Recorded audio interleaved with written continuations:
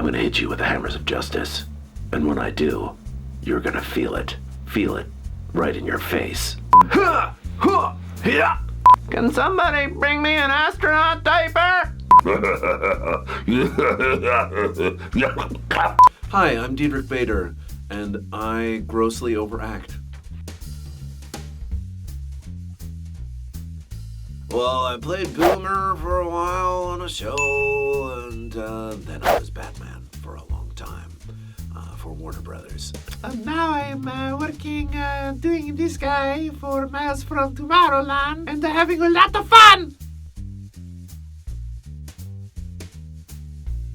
Well, you don't want to be too locked in. So you want to come in with ideas, but you don't want to be too locked in because they may have different ideas. And one of the fun things about it is getting in and creating something in a room with somebody. So you have to be completely open.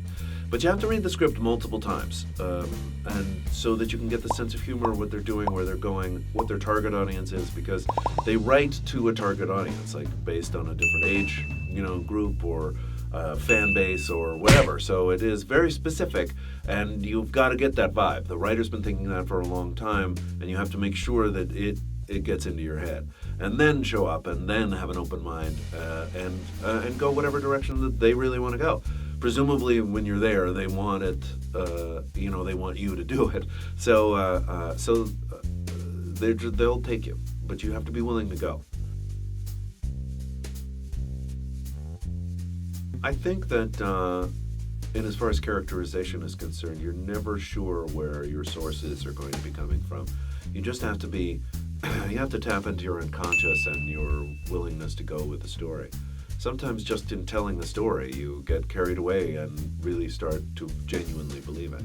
And you do what my old acting teacher, Yuri Belov, used to call crossing over. So you start thinking like the person that you're enacting. And it's a beautiful moment. That happened to me once with Batman. Batman was confronting the murderer of his parents, and it really got me.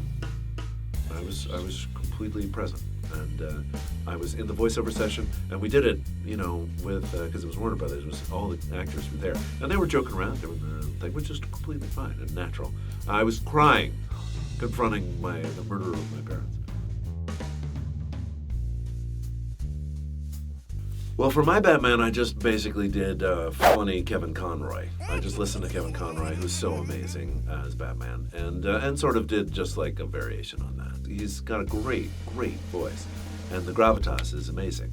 What I did was lighten it up a little bit and put a weird kind of cadence to it that made it a little funnier. I was delighted to do it because Batman Brave and the Bold had a sense of humor, and I felt like I was able to help with that.